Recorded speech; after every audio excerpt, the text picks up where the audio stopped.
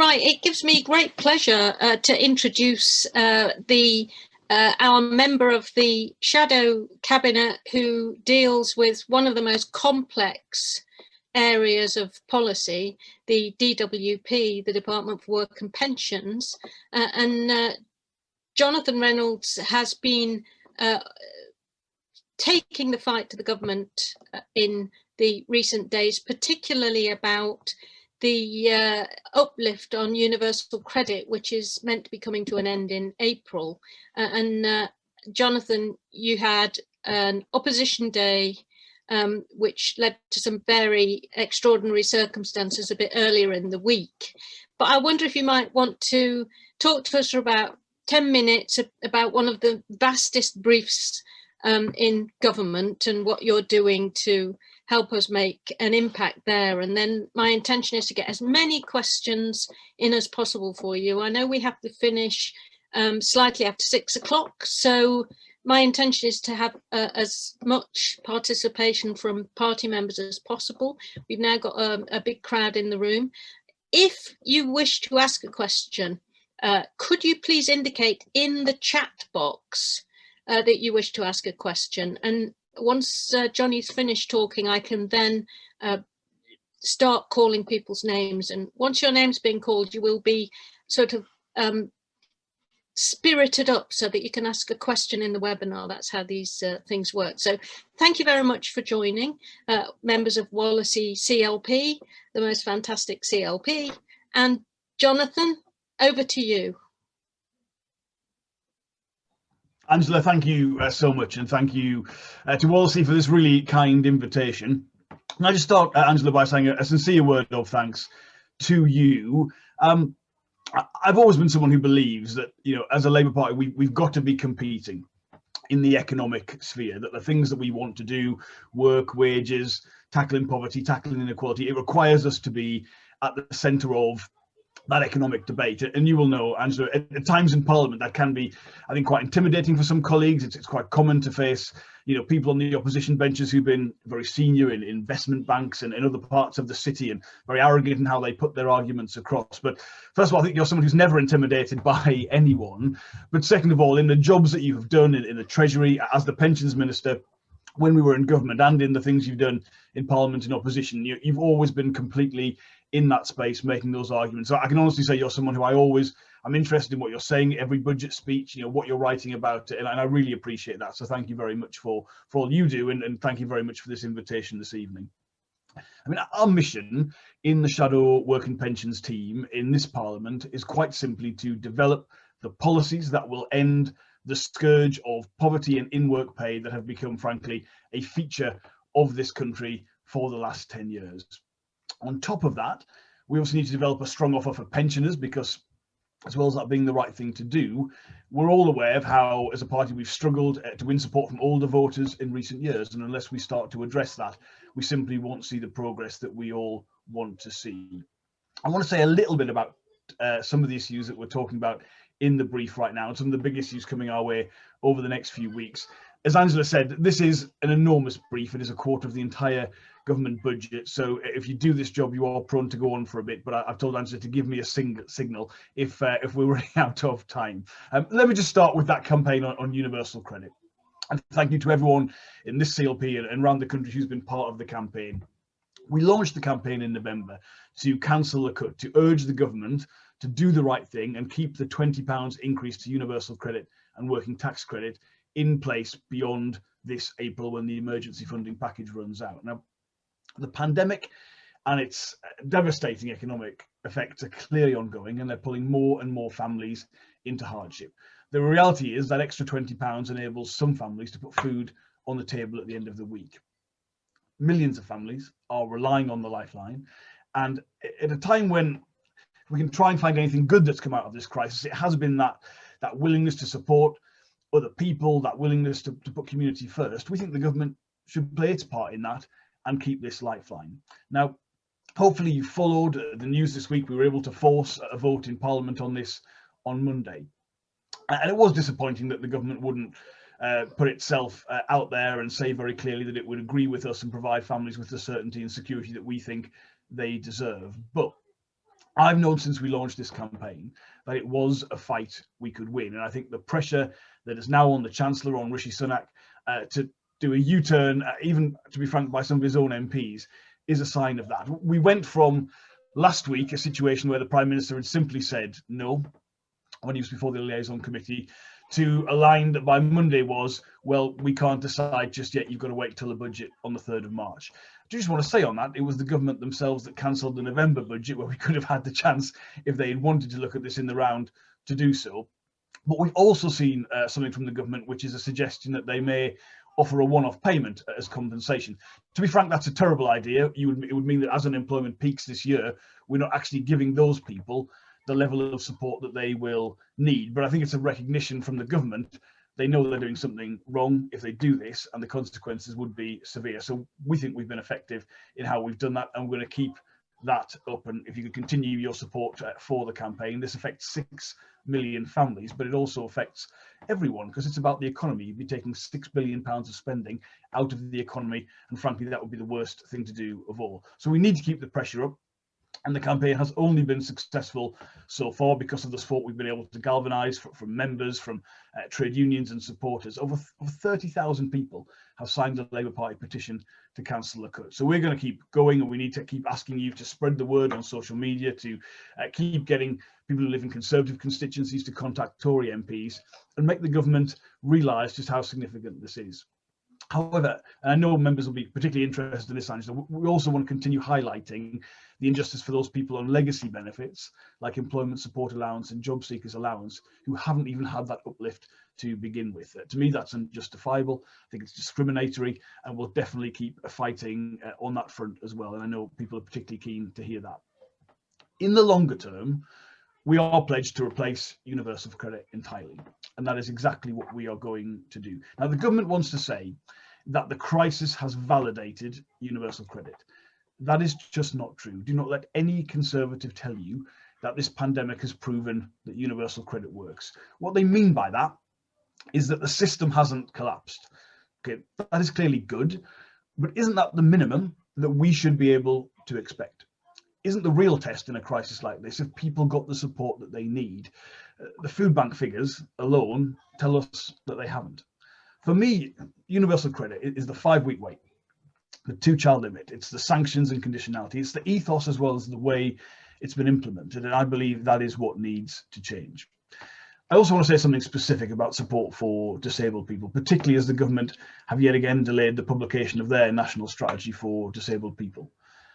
In my view, one of the most morally indefensible parts of universal credit is that it doesn't replicate severe disability premiums. So the significant number of disabled people are worse off than they would be when they move on to universal credit, were it not for the transitional protections, which only came about because the government lost a court case.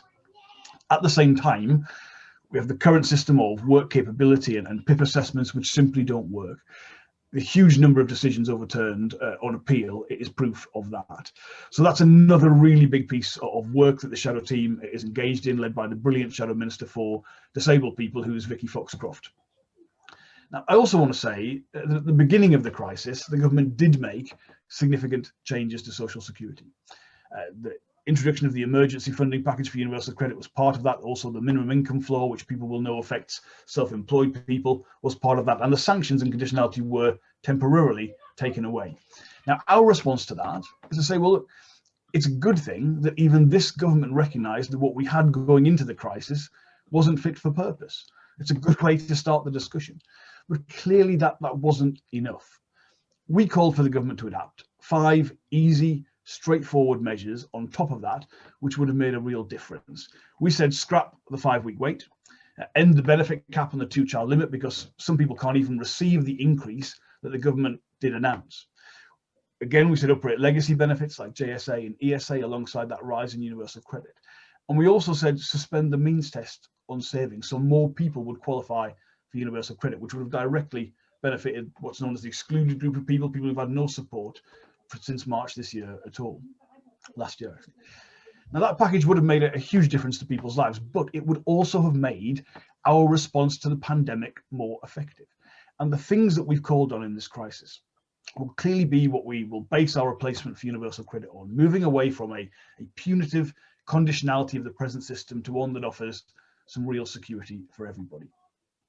Building on that work, Kate Green and I, who is the Shadow Education Secretary, also convened in the Shadow Cabinet the Child Poverty Committee. Now, our objective is to recommit Labour once again to the eradication of child poverty in the UK. Now, we know that cannot just be the priority of my Shadow Work and Pensions team or the education team. It has to be something of every member of the front bench, every member of the PLP.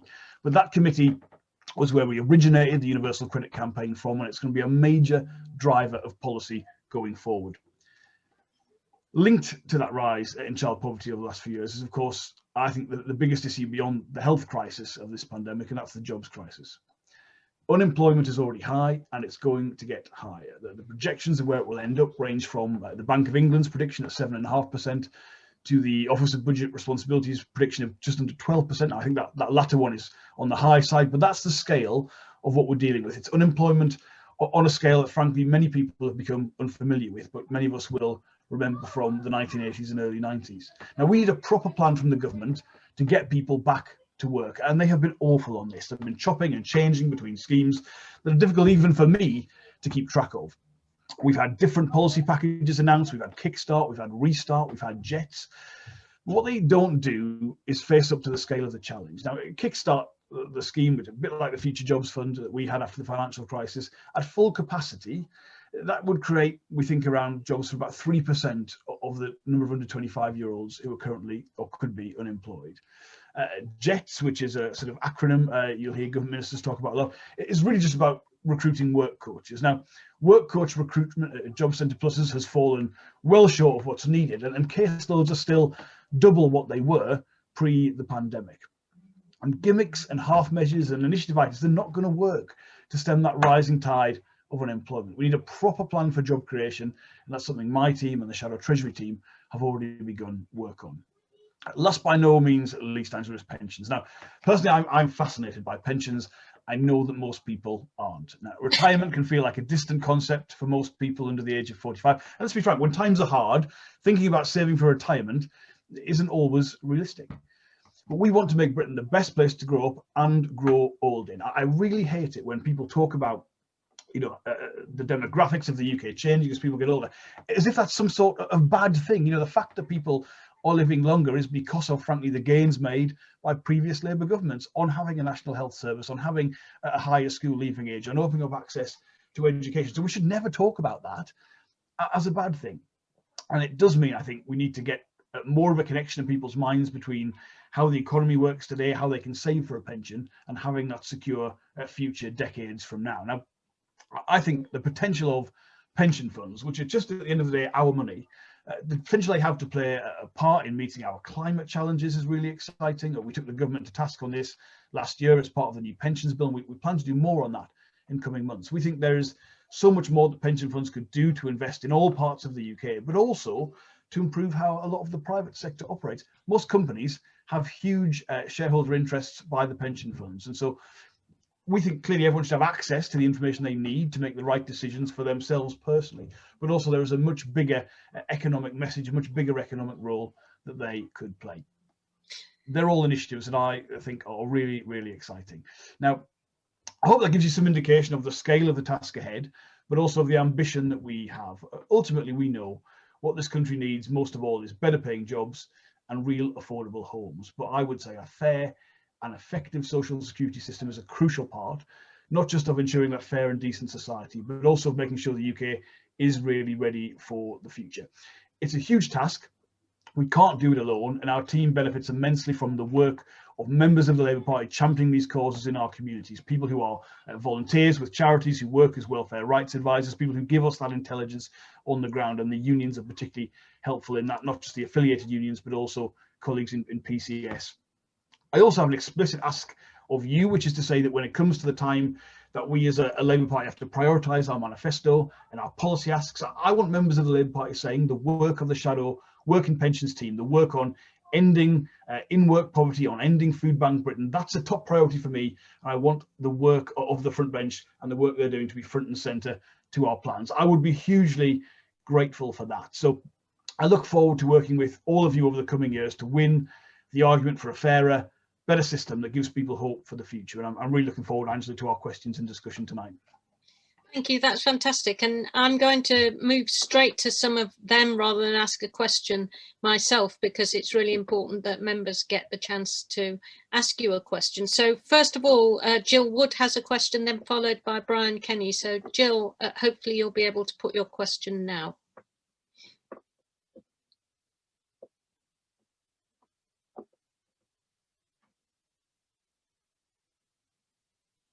If there's total silence, yeah, here we are. This is Jill Wood. Jill. Can you hear me? Yes. I can, Jill. Right, Yeah. brilliant. Sorry, yeah, I think that's the first time I've said that for 2021. Thank you for everything that you've been saying. But with regard to, I've written it down, but with the universal, isn't that typical? My blinking phone goes off. Take that one out. I'm still in work. But with regard to the universal credit top-up for that £20 for the families, I wanted to see about what focus there is with regard to the impact of removing that money from our local economies. So, and I put down, for an example, if we had 20,000 families here in Wirral, that would be approximately 20 million gone from the local economy. And that's money that's not going to be spent here in Wirral shops or on local Wirral services. And I just wanted to know whether that was something that you were looking at nationally, and whether there were any statistics with that, and to see how many families are affected and what that impact that would have on the local economy. Thanks, Jill. Jonathan. Yeah, Jill, thanks so much for that question, and thanks for coming on to ask it. I absolutely agree. So for my constituency, there's 10,500 people on universal credit. In households, that's 8,700. Across the country, that's a similar picture everywhere. And I don't know if you saw some of the Sunday media, particularly when I was on Sophie Bridge on Sunday, but that argument you've just put forward was absolutely one that I made. So, of course, we talk initially about the impact on families. How can you not? I mean, it's your gas, your electric, your broadband bill for the year, effectively, you know, £1,000 and more as well. So the impact on families has to be part of it. But we did want to extend it into that wider economic argument because, you know, one thing, by the way, about the debate on Monday, if people saw it, you know, this country has had to spend so far something like £280 billion in our response to the pandemic.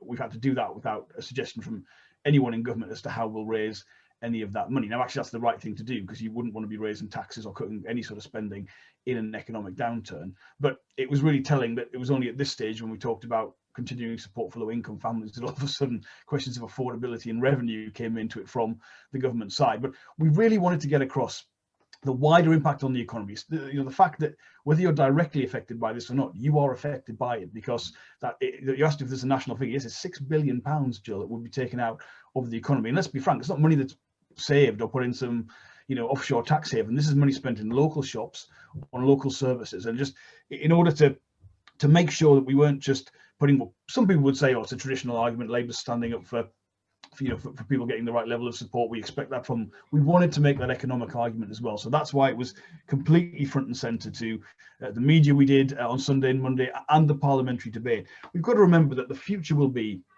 certainly we wouldn't countenance any return to austerity. I think that's completely discredited.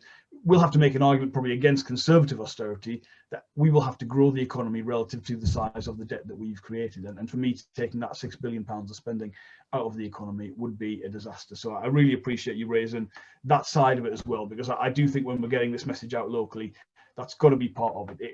Clearly, there are a lot of people in the country directly affected by this, but we're all affected by it. And if we want to rebuild this country, get back to not just the economy we had before, but a better one as well, a decision like this would be absolutely counterproductive. And I think we've got to make sure we're getting that out. So I couldn't agree more.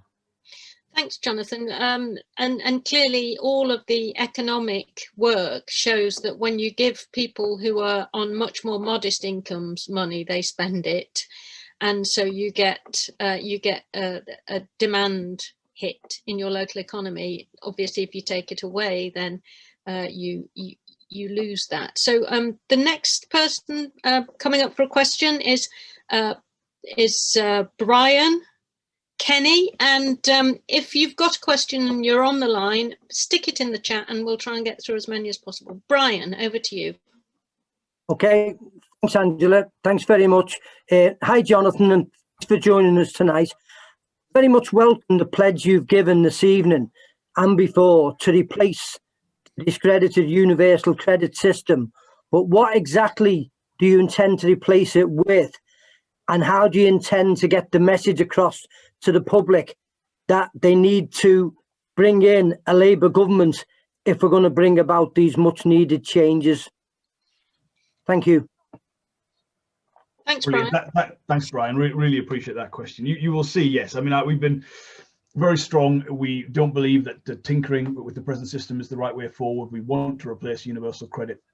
Keir said exactly the same thing. You'll see that the Tories tried to use that as the attack against us, almost trying to suggest that we want to, abolish the welfare state because we want to get rid of universal credit. And I think actually the government's really, they've never been particularly one to listen to others, but they have really, I think, been obtuse about, there are even members of the Conservative Party, especially in the House of Lords Economic Affairs Committee, did a report on universal credit that highlights some of the major problems. And yes, there are things, some I've already mentioned, Brian, the 5-week wait, you'll be absolutely familiar with it. The 6-week wait when it was trialled initially in Tameside and in parts of Merseyside as well. The 2-child limit, the benefit cap, the sanctions and conditionality. It's also, to be frank, things like childcare, Brian, where, you're always going to pay your childcare bills up front. Universal credit's paid in arrears, so you immediately have a cash flow problem. It's about the deductions in the system as well.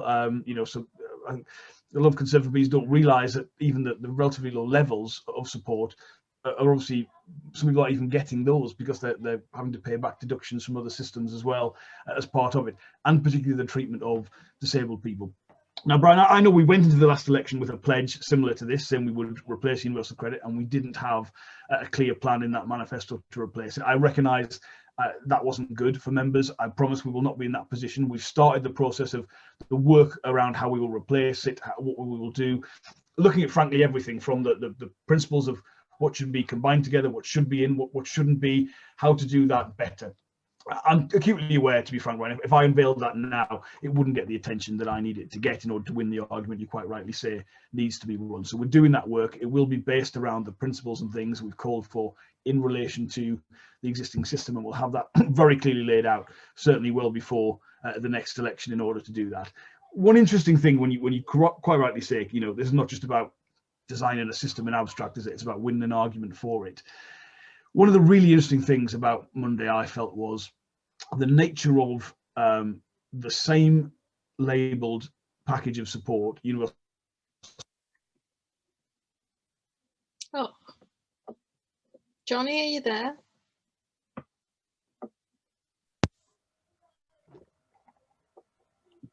I'm sorry, I think my camera. There you are. There you are. You went off. There it was a lot of people absurd. You were just talking about the package of support. Yeah, sorry, and about how the politics of Sunday and Monday went was, you may have seen that when the Prime Minister said no to this last week, he said something like, we should focus on jobs, not on welfare.